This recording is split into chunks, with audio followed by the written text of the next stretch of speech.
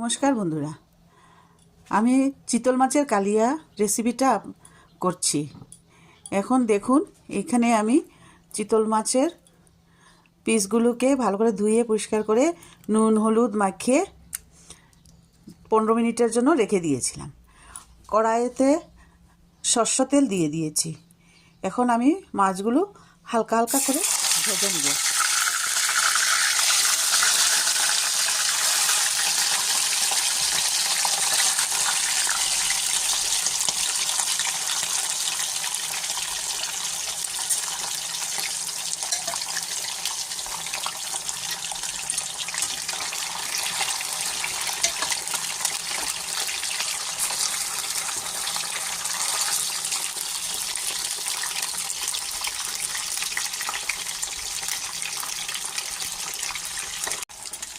দেখুন, মাছগুলো আমার